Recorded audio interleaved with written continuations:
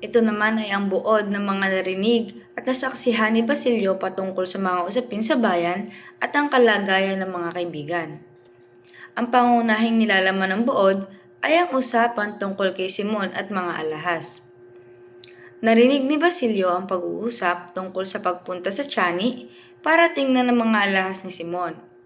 Hindi tinanggap ng kapitan ang bayad ng alperes para sa kadena ng relo, regalo na raw, dahil ayaw na niyang magkaroon ng problema sa mga gwardiya sibil.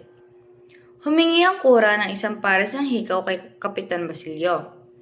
Napansin ni Basilio ang negosyo ni Simon. Bumibili ng alahas sa kalahating presyo at ipinagbibili bilang regalo. Napaisip si Basilio na kumikita ang lahat maliban sa kanila. Ang pangalawa naman ay balita mula sa bahay ni Kapitan Tiago. Nakita ni Basilio ang pag-oopera ng katiwala. Ibinigay ang balita.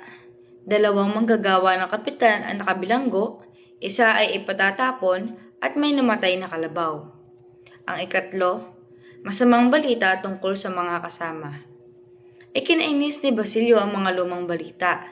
May namatay na bantay gubat na ayaw ipalibing ng kura dahil mayaman daw ang amo nito. Mula sa sagpang, isinalaysay ang pagkakadukot kay Kabay Santales. Labis na nalungkot si Basilio.